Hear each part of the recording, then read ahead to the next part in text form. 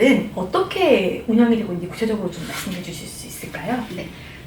코로나 기간에 큰 도서관 같은 경우는 온라인 수업을 진행했었는데요. 네. 작은 도서관은 공간이 제약적이기 때문에 온라인 진행은 하지 않았었고요. 그리고 작은 도서관 이용자의 특성상 현장 수업을 굉장히 환영하세요. 그래서 지금은 조금 정상화되어서 정부 지침에 따라서 대면 수업, 현장 수업을 진행하고 있고요. 그리고 저희가 사서들이 이 프로그램을 진행할 때 주제 도서를 선정하는데 그 전문 강사분이 와주세요. 그래서 그분께서 저희가 지정한 도서 중에서 책을 고르셔서 매회 한 권을 지정하셔서 수업을 진행해 주시고요. 그리고 수업도 일반적인 수업이 아니라 뭐 책 읽기라던가 아니면 토론 위주, 또 만들기나 그리기 등을 해서 좀 참여 수업 위주로 하고 있어서 아이들이 굉장히 흥미로워해요.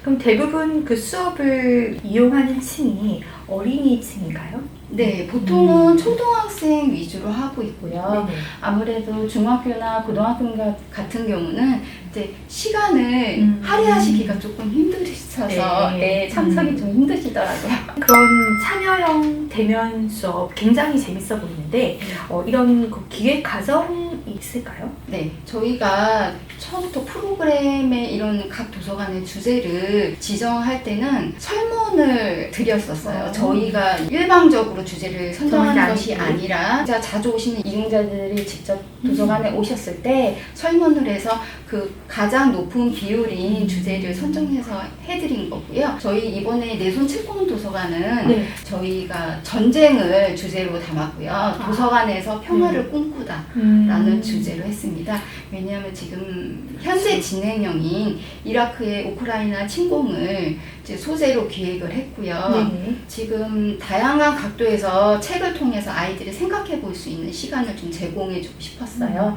그리고 같은 나이의 어린이들이 지금의 내 세계가 아닌 다른 어느 곳에서 이런 참상을 겪고 있다는 것을 한 번쯤은 좀 생각해 볼 좋은 기회가 됐기를 제공해 드리고 싶었어요. 정말 그렇게까지 기획을 하신다고 하면 어린이들이 정말 너무 좋을 것 같아요. 어쨌든 문화 플러스 시사적인 부분도 같이 가져갈 수 있는 부분인 거잖아요. 좀 이런 프로그램을 하면서도 저희가 아이들에게 우크라이나 그 난민 아이들에게 메시지를 적는 메모판을 했었거든요. 근데 그 부분에 메시지를 적은 지금 꽉 차 있어요. 그 메모판이. 근데 그 내용을 보면 정말 감동을 받아요. 아이들이 이런 생각까지 하고 있구나라는 생각을 하게 되더라고요. 어쨌든 저희가 뭐 일상적으로 지금 아무렇지 않게 생활을 하고 있지만 지구 한편에서는 정말 그렇게 난민 어린이 전쟁으로 인해서 고통받는 그런 나라가 있다는 게 정말 믿겨지지 않겠지만은 또 아이들은 그렇게 아파하고 하더라고요. 정말 그렇게까지 기획을 하셨다니 놀랐습니다. 어쨌든 그걸 다 참여형으로 해서 설문조사를 받고 정말 아이들한테 뜻깊은 시간이 될 수 있도록 운영을 하고 계실 거네요. 그 바쁜 1인 사사의 모든 역할을 하시면서도 이제 기획까지 하셔가지고 프로젝트까지 하시는 거 보면은 대단하다는 생각이 정말 절로 들어요, 팀장님. 감사합니다. 감사합니다.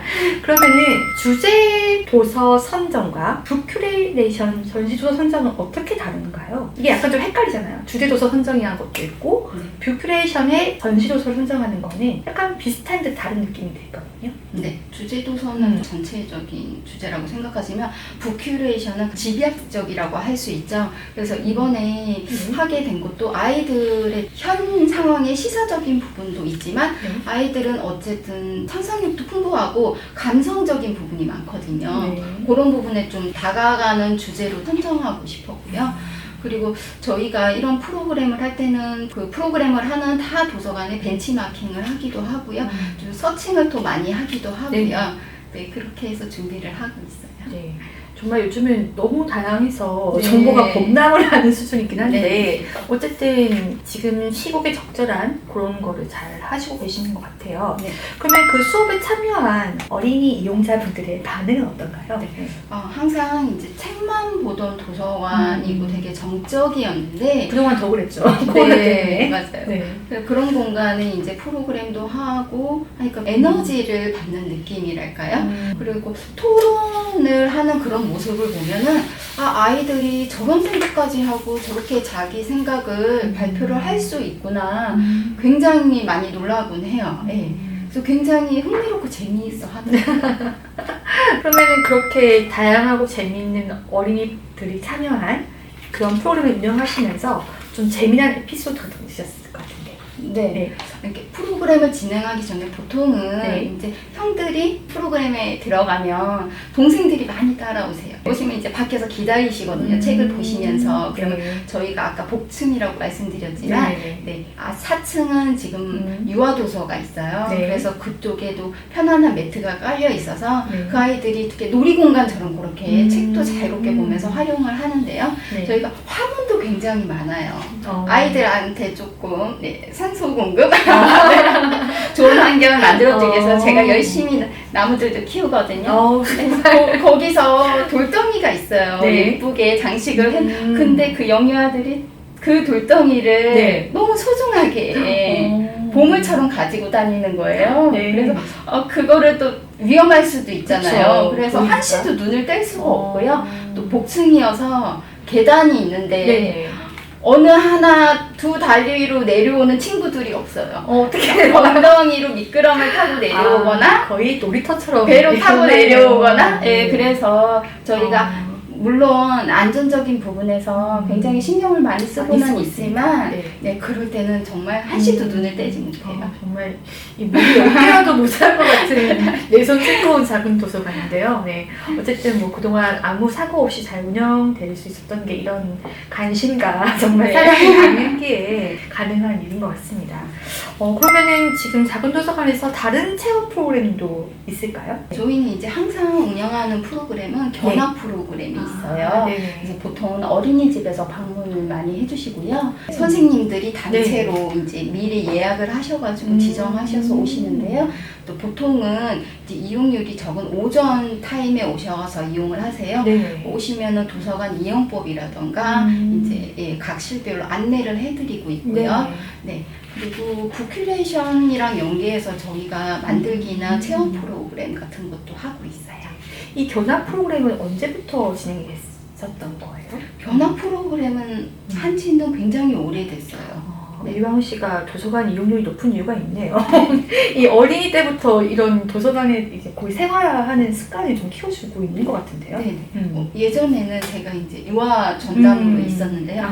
그때는 이제 선생님들이 직접 오셔서 정말 많이 오실 때는 40-50명이 오실 때도 있어요. 그럼 그쪽은 공간이 넓어서 앉아서 저한테 직접 다 하고 영상 미디어로도 또 다 안내를 해드리고 그랬었어요. 어쩐지 이 본인 눈높이가 정말 약간 유아교육을 전공 부전공을 하셨나 싶을 정도로 그런 느낌을 많이 받았어요. 항상 친절하시고 보면은 그런 게 좀 인상 깊었었어요. 어쨌든 제가 여러 프로젝트를 진행을 해봐도 진짜 의왕시만큼 그 의왕 시민들도 그렇고 그리고 우리 도서관 선생님들도 그렇고 사서분들도 그렇고 정말 도서관에 대한 애정이 남다르다는 걸 많이 느꼈어요.